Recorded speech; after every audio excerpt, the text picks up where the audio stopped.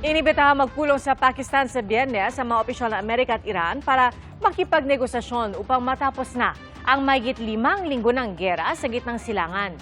Parehong inangkin ng Amerika at Iran ang tagumpay matapos i-anunsyo ang 2 linggong tigil putukan. Ang ating Department of Foreign Affairs umaasang magiging daan ang negosasyon patungo sa pangmatagalang kapayapaan. Saksi, si Salima Refna. Halos 2 oras bago mapaso ang deadline ni US President Donald Trump para salakayin ang Iran, tila nakahinga ng maluwag ang buong mundo nang i-post ng Pangulo ng Amerika ang mensaheng ito sa social media. Ayon kay Trump, pumayag siya na suspindihin ang pag-atake sa Iran sa loob ng 2 linggo. Nalampasan na raw nila ang mga military objective nila sa Iran at malayo na umano ang inusad ng kasunduan para sa pangmatagalang kapayapaan doon. Dagdag ni Trump, magagamit na basihan para sa negosasyon ang anyay 10-point proposal ng Iran. Kahapon lang, nagbabala si Trump tungkol sa kamatayan ng buong sibilisasyon kung magmamatigas ang Iran. Ayon kay Iranian Foreign Minister Syed Abbas Araghchi, kung ititigil ang mga pag-atake laban sa Iran, ititigil din nila ang kanilang mga operasyon. Sa loob ng 2 linggo, ligtas na madadaanan ng Strait of Hormuz kung makikipag-ugnayan sa kanilang militar. Ayon sa Pakistan na nagsilbing tagapamagitan ng mga pag-uusap, inimbitahan ang Amerika at Iran na mag-usap sa Islamabad sa Biyernes para sa negosasyon.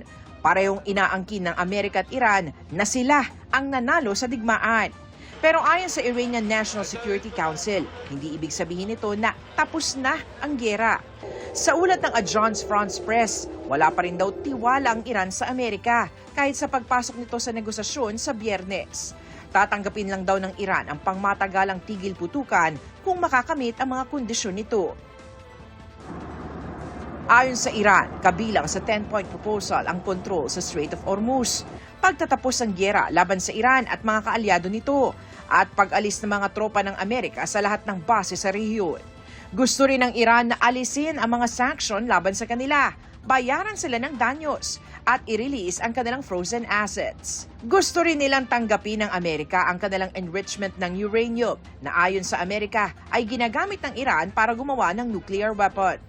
Matatanda ang isa sa mga basihan ni Trump kaya inatake ang Iran ay dahil malapit na raw itong makabuo ng nuclear weapon, bagay na tinatanggi ng Iran.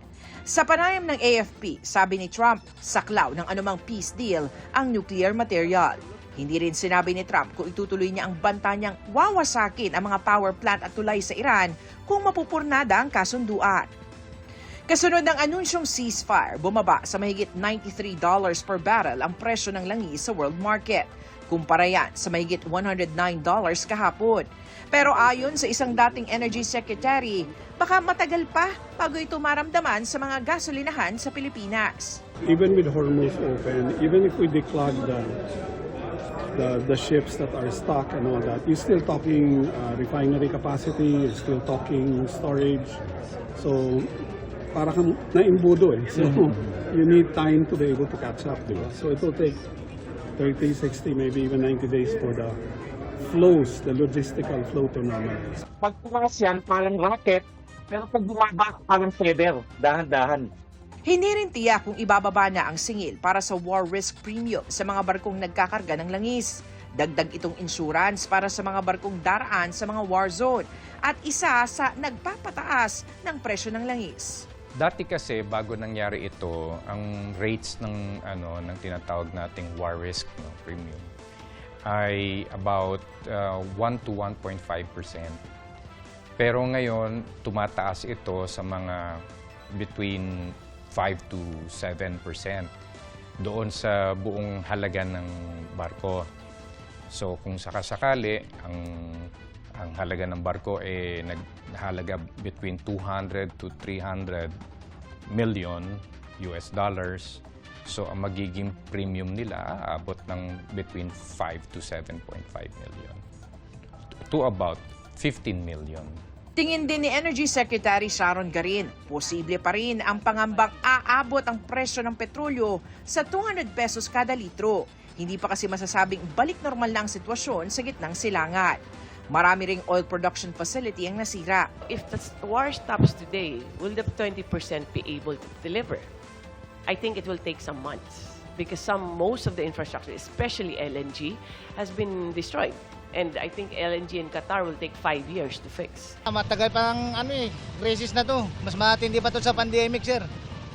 Kaya wala na siguro pag-asa itong bumaba. Nasa 50 araw ang fuel inventory ng bansa. Pero limitado ang kakayahan ng Pilipinas sa mag-imbak. Kaya hindi maaaring basta bumili na lang ng maraming langis para samantalahin ang tigil putukan. The government decided to purchase a lot for 2 million barrels. 2 million would be 10 days. So far, we have procured 1 million. We are slowly building that up because we don't have enough storage, Mr. Chair. We're only good for 60 days. On gasoline, we have 57.58 days. Diesel, 47.26. Ako si Sanima Rafra ng inyong saksi